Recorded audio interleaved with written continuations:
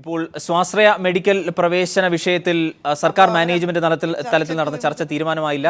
ആരോഗ്യമന്ത്രി മാധ്യമങ്ങളെ ചെയ്യണമെന്നൊരു രീതിയല്ല പ്രകടിപ്പിച്ചത്. അവർക്ക് ഫീസ് വർദ്ധിപ്പിക്കണം എന്നുള്ള അഭിപ്രായം അവർ കട്ടായമായിട്ട് പറയുന്നു.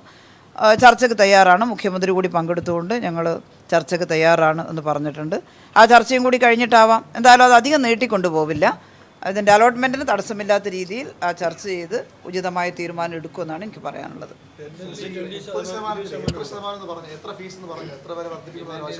അല്ല, അതൊരു തീരുമാനമാകാത്തൊരു വിഷയത്തിൽ അവർ പറഞ്ഞൊരു അഭിപ്രായം ഞാനിങ്ങനെ ഇത്ര എന്നൊക്കെ പറയുന്ന ഒരു ശരിയില്ലല്ലോ. തീരുമാനമാകുന്ന വിഷയമല്ലല്ലോ അത് മുഖ്യമന്ത്രിയുമായിട്ടുള്ള ഡിസ്കഷനിൽ അവരതെല്ലാം പറയും.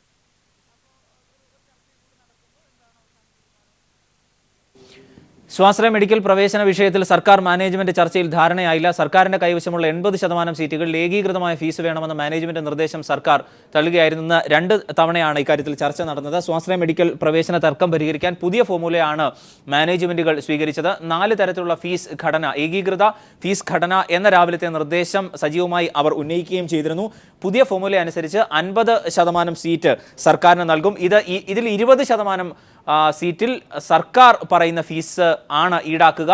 എന്നാൽ സർക്കാരിന് നൽകിയ ഈ 30%-ത്തിലാണ് നിലവിൽ ഡിസ്പ്യൂട്ട് നടക്കുന്നത്, തർക്കം നിലവിൽ നടക്കുന്നത്. ഈ 30%-ത്തിൽ നിലവിൽ 1.5 ലക്ഷമായിരുന്നു വാങ്ങിയിരുന്ന ഫീസ്. പക്ഷേ അത് 5 ലക്ഷം ആക്കണം എന്ന തരത്തിലാണ് അവർ ചർച്ച നടത്തിയത്. അത് അനുവദിക്കാനാവില്ല എന്നാണ് ആരോഗ്യമന്ത്രി പറഞ്ഞത്. ഇക്കാര്യത്തിൽ തുടർ ചർച്ചകൾ നടക്കുകയും ചെയ്യും. എന്തായാലും 35% മാനേജ്മെന്റ് സീറ്റിൽ 10 മുതൽ 15 ലക്ഷം വരെയും 15% NRI സീറ്റിൽ 15 ലക്ഷം മുതൽ 20 ലക്ഷം വരെയും ഫീസ് വേണമെന്ന് മാനേജ്മെന്റ് അസോസിയേഷൻ ആവശ്യപ്പെട്ടിട്ടുണ്ട്. ഇക്കാര്യത്തിലും സർക്കാർ ഒരു തീരുമാനമെടുക്കാൻ സാധ്യതയില്ല, അംഗീകരിക്കാൻ സാധ്യതയില്ല. ഇത് സംബന്ധിച്ച് ഒത്തുതീർപ്പ് നിർദ്ദേശം മാനേജ്മെന്റ് നിലവിൽ സർക്കാരിന് അയച്ചിരുന്നു. വൈകിട്ട് നടക്കുന്ന ചർച്ചയിൽ തീരുമാനമാകും എന്നാണ് ധാരണയായിരുന്നു നേരത്തെ വിചാരിച്ചിരുന്നത്. പക്ഷേ വൈകിട്ടത്തെ ചർച്ചയിലും അക്കാര്യത്തിൽ തീരുമാനമായിട്ടില്ല. തർക്കം പരിഹരിക്കാൻ മാനേജ്മെന്റ് അസോസിയേഷനും സർക്കാരും രാവിലെ നടന്ന ചർച്ചയിൽ യാതൊരു തരത്തിലുള്ള തീരുമാനവുമായിരുന്നില്ല. ഇന്നത്തെ ചർച്ചയ്ക്ക് ശേഷം, അതായത് ഇന്നത്തെ ചർച്ചയിൽ പരിഹാരം ആയിരുന്നുവെങ്കിൽ ഇന്നത്തെ ചർച്ചയ്ക്ക് ശേഷം ജെയിംസ് കമ്മിറ്റിയും പ്രവേശന കമ്മീഷണറും തുടർ നടപടികളിലേക്ക് തീരുമാനത്തിന് ശേഷം കടക്കുമായിരുന്നു. കോളേജുകളുടെ പ്രോസ്പെക്ടസുകൾ ജെയിംസ് കമ്മിറ്റി പരിശോധിച്ചു വരികയായിരുന്നു. നിലവിൽ സർക്കാരുമായി ഫീസ് ധാരണയിൽ എത്തിയില്ലെങ്കിൽ കോളേജുകളുടെ വരവ് ചെലവ് കണക്കാക്കി ജെയിംസ് കമ്മിറ്റി ഫീസ് നിർണ്ണയിച്ച് നൽകിയേക്കും. ഇതിന് കാലതാമസമുണ്ടായാൽ ഇടക്കാല ഉത്തരവിലൂടെ ജെയിംസ് കമ്മിറ്റിക്ക് കോളേജുകളിൽ പ്രവേശന അനുമതി നൽകാനുമാവും. ഷീജ ഞങ്ങളുടെ പ്രതിനിധി നിലവിൽ ചേരുന്നുണ്ട്. ഷീജ, തർക്കം നിലനിൽക്കുന്നത്, അതായത് 50% സീറ്റുകൾ വിട്ടു നൽകാമെന്ന് നേരത്തെ അവർ ധാരണയായിരുന്നു, 4 തരം ഫീസ് ഘടന എന്ന് പറഞ്ഞത്. ഇതിൽ 20%-ത്തിൽ സർക്കാർ നിശ്ചയിക്കുന്ന ഫീസ്, ബാക്കി സർക്കാരിന് വിട്ടു നൽകിയ 30%-ത്തിൽ 1.5 ലക്ഷമായിരുന്നു ഇതുവരെ വാങ്ങിയിരുന്നത്. അത് 5 ലക്ഷം ആക്കണം എന്നാണ് അവർ വാദിച്ചിരുന്നത്. അത്തരത്തിലാണോ ചർച്ച പുരോഗമിച്ചത്, അല്ലെങ്കിൽ സർക്കാരിന് വിട്ടു നൽകിയ 30% സീറ്റിലാണോ ഡിസ്പ്യൂട്ട് നിലനിൽക്കുന്നത്?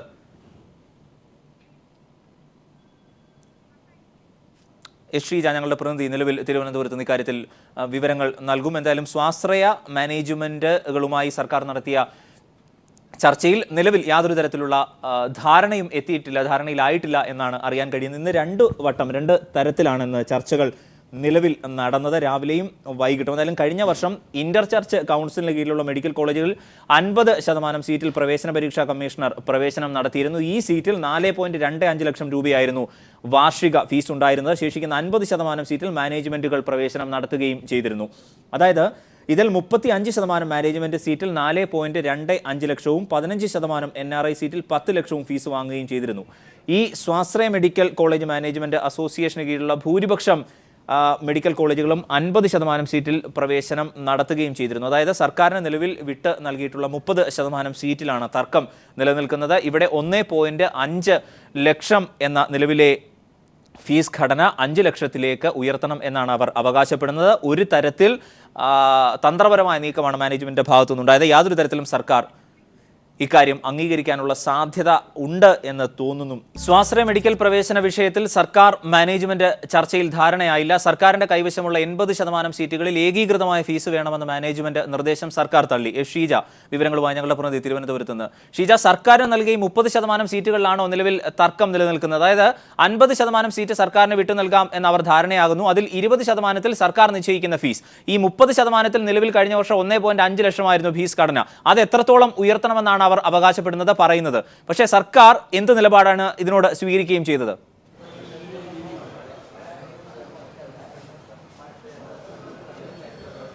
അരുൺ, ഇപ്പോൾ ഏതായാലും സ്വാശ്രയ മെഡിക്കൽ പ്രവേശനവുമായി ബന്ധപ്പെട്ട് ഇന്നിപ്പോൾ 2 തവണയായി സർക്കാരുമായി നടത്തിയ ചർച്ച പരാജയപ്പെട്ടിരിക്കുകയാണ്. ഇതിൽ പ്രധാനമായും ഇപ്പോൾ ഇവർ രണ്ടാം ഘട്ട ചർച്ചയിൽ പ്രധാനമായും മുന്നോട്ട് വെച്ചത് അവരുടെ പുതിയ ഫോർമുലയായിരുന്നു. അതായത് 50% സീറ്റ് സർക്കാരിന് വിട്ടുകൊടുക്കാൻ തങ്ങൾ തയ്യാറാണ്. ഇതിൽ 20% സർക്കാരിൻ്റെതായ ഫീസ് നിശ്ചയിക്കാം. എന്നാൽ 30% സീറ്റിൻ്റെ കാര്യത്തിലുള്ള ഫീസിലാണ് തർക്കം ഇപ്പോഴും നിലനിൽക്കുന്നത്. ഈ 30% സീറ്റിലും ഒരു ഉയർന്ന ഫീസ് നിരക്ക് ഈടാക്കണം എന്നുള്ളതാണ് മാനേജ്മെൻറ്റ് അസോസിയേഷൻ്റെ പ്രധാന ആവശ്യം. എന്നാൽ ഇത് അംഗീകരിക്കാൻ സർക്കാർ തയ്യാറായിട്ടില്ല. സർക്കാരിൻ്റെ വിട്ടു നൽകിയിട്ടുള്ള 30% സീറ്റും ശേഷിക്കുന്ന 50% മാനേജ്മെൻറ്റ് സീറ്റിലും ഉൾപ്പെടെ ഏകീകൃതമായ ഒരു ഫീസ് വേണം എന്നുള്ളതാണ് മാനേജ്മെൻറ്റ് അസോസിയേഷൻ പ്രധാനമായും ആവശ്യപ്പെടുന്നത്. എന്നാൽ ഇത് അംഗീകരിക്കാൻ സർക്കാർ തയ്യാറല്ല എന്നുള്ളത് സർക്കാർ വ്യക്തമാക്കിയിട്ടുണ്ട്. ഈ ഒരു സാഹചര്യത്തിലാണ് ഇന്നത്തെ ചർച്ച ഇപ്പോൾ പിരിഞ്ഞിരിക്കുന്നത്. ഏതായാലും ഇനി മുഖ്യമന്ത്രിയുടെ അധ്യക്ഷതയിലാകും തുടർന്നുള്ള യോഗം നടക്കുക. ഈ യോഗത്തിലാണ് ഇനി പ്രതീക്ഷ.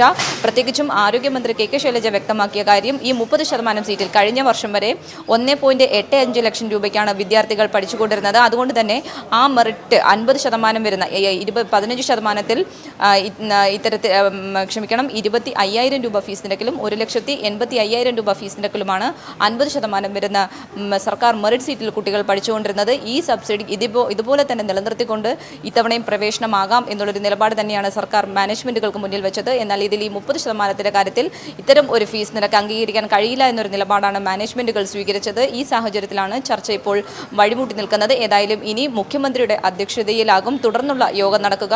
ഇന്നിപ്പോൾ മുഖ്യമന്ത്രിക്ക് ഉപരാഷ്ട്രപതിയുടെ സന്ദർശനവുമായി ബന്ധപ്പെട്ടുള്ള തിരക്ക് കാരണം ഇന്ന് യോഗം ഏതായാലും നടക്കില്ല എന്നാണ് നമുക്ക് മനസ്സിലാക്കാൻ സാധിക്കുന്നത്. നാളെയും മറ്റന്നാളുമായി ഈ വിഷയത്തിൽ മുഖ്യമന്ത്രിയുമായുള്ള കൂടിക്കാഴ്ചയിൽ ഇതിലൊരു തീരുമാനത്തിലെത്തുക എന്നുള്ളത് തന്നെയാണ് പ്രധാനമായും സർക്കാർ ലക്ഷ്യം വയ്ക്കുന്നത്. ഏതായാലും ഈ നിലപാടിൽ നിന്ന് മാനേജ്മെൻറ്റുകൾ പിന്നോട്ട് പോയില്ലെങ്കിൽ ഇതിൽ വലിയ ആശയക്കുഴപ്പം തന്നെ നിലനിൽക്കും. ഏതായാലും ഈ വിഷയത്തിൽ തുടർ നടപടികൾ എത്രയും വേഗം കൈക്കൊള്ളുക, അലോട്ട്മെൻറ്റുകൾ വൈകാതെ എത്രയും വേഗം തന്നെ പ്രവേശനം നടപടികളിലേക്ക് കടക്കുക എന്നുള്ളത് തന്നെയാണ് സർക്കാർ ലക്ഷ്യം വയ്ക്കുന്നത്. ഏതായാലും മാനേജ്മെൻറ്റുകൾ അവരുടെ നിലപാട് കടുപ്പിക്കുകയാണെങ്കിൽ തുടർ നടപടികളുമായി മുന്നോട്ട് പോകാൻ തന്നെയാണ് നിലവിൽ സർക്കാർ തീരുമാനം. അരുൺ, അതായത് ഷീജ, തുടർ നടപടികൾ എന്ന് പറയുമ്പോൾ ഇന്നത്തെ ചർച്ചയിൽ തീരുമാനമായില്ല എങ്കിൽ ഈ ജെയിംസ് കമ്മിറ്റിയെ കൊണ്ട് വരവ് ചെലവ് കണക്കുകൾ കൃത്യമായി കണ്ടെത്തി ഫീസ് ഘടന നിശ്ചയിച്ച് നൽകുക എന്നുള്ളതായിരുന്നു സർക്കാർ ഉദ്ദേശിച്ചിരുന്നത്. നിലവിൽ മുഖ്യമന്ത്രിയുമായുള്ള ചർച്ചയ്ക്ക് ശേഷമാകും അത് ഉണ്ടാവുക എന്ന് കരുതാനാകുമോ?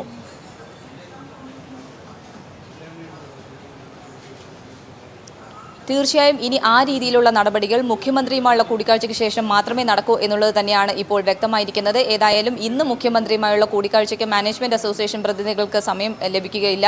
ഈ ഒരു സാഹചര്യത്തിൽ നാളെയോ മറ്റന്നാളോ ആയി മുഖ്യമന്ത്രിയുമായി കൂടിക്കാഴ്ച നടത്തി ഈ വിഷയത്തിൽ മുഖ്യമന്ത്രിയുടെ അധ്യക്ഷതയിൽ നടക്കുന്ന യോഗത്തിൽ തീരുമാനം ഉണ്ടാക്കുക എന്നുള്ളത് തന്നെയാണ് സർക്കാരിന് മുന്നിലുള്ള ലക്ഷ്യം. ഏതായാലും ആ രീതിയിൽ ഒരു ലക്ഷ്യത്തിലേക്ക് കടക്കുന്നില്ല. മാനേജ്മെൻറ്റുകൾ അപ്പോഴും അവരുടെ നിലപാട് കടുപ്പിക്കുകയാണെങ്കിൽ ഇത്തരത്തിൽ ജെയിംസ് കമ്മിറ്റിയുമായി ബന്ധപ്പെട്ടുള്ള പ്രവർത്തനങ്ങളുമായി മുന്നോട്ട് പോകാനാണ് നിലവിലിപ്പോൾ സർക്കാർ തീരുമാനം. ഷീജ ഞങ്ങളുടെ പ്രതിനിധി വിവരങ്ങൾ നൽകിയത്. ദേവസ്വം ബോർഡിന് കീഴിലുള്ള ക്ഷേത്രങ്ങളിൽ RSS നടത്തുന്ന അനധികൃത പ്രവർത്തനങ്ങൾക്കെതിരെ നടപടി സ്വീകരിക്കുമെന്ന് ദേവസ്വം മന്ത്രി കടകംപള്ളി സുരേന്ദ്രൻ. ക്ഷേത്രങ്ങൾ ആയുധപ്പുരകളാക്കി മാറ്റുന്നുവെന്ന പരാതിയും വിശ്വാസികളുടെ പരാതി ഉണ്ടെന്നും മന്ത്രി. അതേസമയം RSS പരിശീലനം സംബന്ധിച്ച് പരാതി ഉണ്ടെങ്കിൽ അക്കാര്യം അവർ തന്നെ പരിഹരിച്ചുകൊള്ളുമെന്ന് BJP നേതാവ് MD രമേശ് പറഞ്ഞു.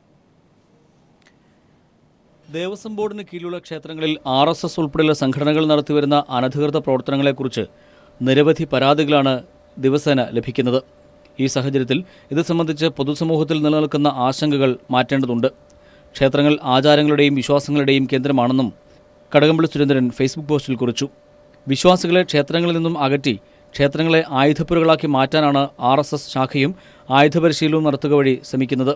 നാടിൻ്റെ മതേതര സ്വഭാവവും സമാധാന അന്തരീക്ഷവും തകർക്കുന്ന ഇത്തരം സാമൂഹ്യവിരുദ്ധ പ്രവർത്തനങ്ങളുടെ കേന്ദ്രമായി ക്ഷേത്രങ്ങളെ മാറ്റാൻ അനുവദിക്കില്ല. വിശ്വാസികളുടെ പരാതികളിൽ അടിയന്തര നടപടികൾ സ്വീകരിക്കുമെന്നും മന്ത്രി വ്യക്തമാക്കി. അത് നമുക്ക് അനുവദിക്കാൻ സാധിക്കില്ല.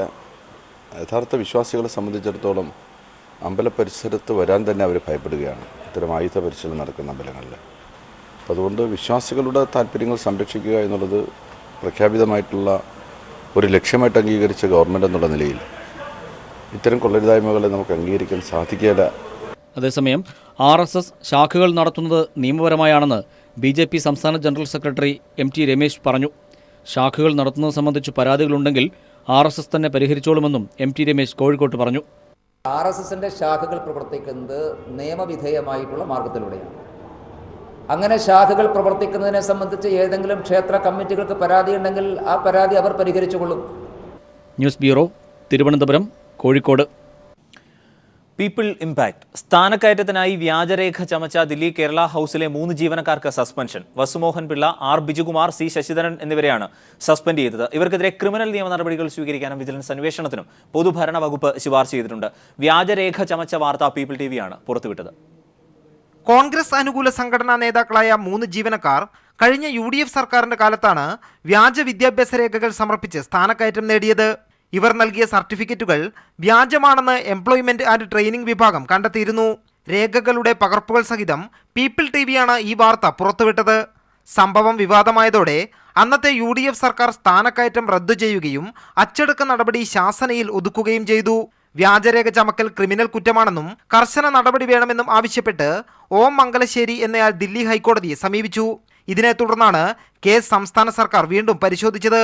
ഈ വിഷയത്തിൽ ഗുരുതരമായ ക്രമക്കേടുകളും നടപടിക്രമങ്ങളിൽ പാളിച്ചയും വന്നിട്ടുണ്ടെന്ന് സർക്കാർ കണ്ടെത്തി. ഇതിനെ തുടർന്നാണ് അടിയന്തരമായി 3 പേരെയും സസ്പെൻഡ് ചെയ്യാൻ നിർദ്ദേശിച്ച് പൊതുഭരണ വകുപ്പ് ഉത്തരവിട്ടത്. വ്യാജരേഖ ചമച്ചവർക്കെതിരെ ക്രിമിനൽ നിയമ നടപടികൾ സ്വീകരിക്കാനും വിജിലൻസ് അന്വേഷണത്തിനും ശുപാർശ ചെയ്തിട്ടുണ്ട്. M. Santhosh, news bureau, Delhi. Kadakampally കേസിൽ നുണപരിശോധനയ്ക്ക് സമ്മതമല്ലെന്ന് ആരോപണ വിധേയരിൽ പ്രധാനിയായ AM അഷ്റഫ്. മുൻ വില്ലേജ് ഓഫീസർമാർ അടക്കമുള്ള 4 പേർ നുണപരിശോധനയ്ക്ക് സമ്മതിച്ചിട്ടുണ്ട്. കടകംപള്ളി കേസിൽ റവന്യൂ അധികാരികളടക്കമുള്ള 5 പേർക്ക് നുണപരിശോധന വേണമെന്നതായിരുന്നു CBI കോടതിയിലെടുത്ത നിലപാട്. കോടതിയിൽ സമർപ്പിച്ച ഈ ആവശ്യത്തെ ആരോപണ വിധേയരായ 4 പേർ പിന്തുണച്ചപ്പോൾ ഒരാൾ എതിർത്തു. ഭൂമി തട്ടിപ്പ് കേസിൽ പ്രധാന ആരോപണ വിധേയനായ AM അഷ്റഫാണ് നുണപരിശോധനയ്ക്ക് സമ്മതമല്ലെന്നറിയിച്ചത്. എന്നാൽ ആധാരമെഴുത്ത് അസോസിയേഷൻ നേതാവ് RK ജയൻ, മുൻ village officer Mohanan, deputy tahsildar Lalimol, village assistant V. Sujan എന്നിവർ നുണപരിശോധനയ്ക്ക് സമ്മതമാണെന്ന് അറിയിച്ചിട്ടുണ്ട്. 1976 മരണപ്പെട്ട അബ്ദുൾ റഹ്മാൻ കുഞ്ഞിൻ്റെ പേരിൽ 3587 നമ്പർ തണ്ടപ്പേരിൽ വ്യാജരേഖ ചമച്ചു എന്ന ആരോപണം നേരിടുന്ന ആളാണ് AM അഷ്റഫ്. ആരോപണ വിധേയരായ മുൻ റവന്യൂ അധികാരികൾ നുണപരിശോധനയ്ക്ക് സമ്മതമറിയിച്ചത് ഏറെ സുപ്രധാനമാണ്. കേസിൽ ആരോപണ വിധേയനായ AM അഷ്റഫ് വിസമ്മതമറിയിച്ചുവെങ്കിലും റവന്യൂ അധികാരികളെ നുണപരിശോധനയ്ക്ക് വിധേയമാക്കുന്നതോടെ അഷ്റഫിലേക്ക് എത്തിച്ചേരാനാവുന്ന എന്തെങ്കിലും ലഭിച്ചേക്കുമെന്നാണ് അന്വേഷണ സംഘത്തിൻ്റെ പ്രതീക്ഷ. കേസിൽ നുണപരിശോധനയ്ക്ക് സമ്മതമറിയിച്ച 4 പേരെയും കോടതി ഉത്തരവിൻ്റെ അടിസ്ഥാനത്തിൽ സംസ്ഥാനത്തിന് പുറത്തെ ലാബിൽ കൊണ്ടുപോകാനാണ് CBIയുടെ നീക്കം. S. ജീവൻകുമാർ, തിരുവനന്തപുരം. തീവണ്ടി പാളം തെറ്റിയതിനെ തുടർന്ന് തകരാറിലായ അങ്കമാലി കറുകുറ്റി വഴിയുള്ള ട്രെയിൻ ഗതാഗതം ഭാഗികമായി പുനഃസ്ഥാപിച്ചു. 2 ട്രാക്കുകളും സർവീസിനായി തയ്യാറായി. നാളത്തോടെ സർവീസുകൾ പൂർണ്ണ രീതിയിലാകും. തിരുവനന്തപുരം മംഗലാപുരം എക്സ്പ്രസ് തീവണ്ടിയുടെ 12 ബോഗികൾ ഞായറാഴ്ച പുലർച്ചെയോടെ അങ്കമാലി കറുകുറ്റിയിൽ പാളം തെറ്റിയതായിരുന്നു ഗതാഗതം തടസ്സപ്പെടുത്തിയത്. പാളം ഞെരിഞ്ഞമർന്ന് പൊട്ടിയതായിരുന്നു അപകട കാരണം. പാളത്തിൽ നിന്ന് തെന്നിമാറിയ ബോഗികൾ എതിർപ്പാളത്തിലേക്ക് ചെരിഞ്ഞെങ്കിലും വണ്ടി മറിയാതിരുന്നത് അപകടത്തിന്റെ വ്യാപ്തി കുറച്ചു. താറുമാറായ ഗതാഗതം രാവിലെ 7:15ഓടെയാണ് പുനഃസ്ഥാപിച്ചത്. 2 പാളങ്ങളിലുമുള്ള അറ്റകുറ്റപ്പണികൾ പൂർത്തിയാക്കിയ ശേഷം ആദ്യം ഡീസൽ എഞ്ചിനും തുടർന്ന് വൈദ്യുതി എഞ്ചിനും പരീക്ഷണാടിസ്ഥാനത്തിൽ ഓടിച്ചു. 2 പാളങ്ങളും സർവീസ് നടത്താൻ സജ്ജമാണെന്ന് ഉറപ്പായതോടെയാണ് ഗതാഗതം പുനഃസ്ഥാപിച്ചത്. അതേസമയം ഏതാനും സർവീസുകൾ ഇന്നും റദ്ദാക്കിയിട്ടുണ്ട്. Ernakulam Guruvayur intercity express, Guruvayur Ernakulam intercity express, Palakkad Ernakulam MEMU, Ernakulam Nilambur, Shoranur Ernakulam, Guruvayur Punalur എന്നിവയാണ് റദ്ദാക്കിയത്.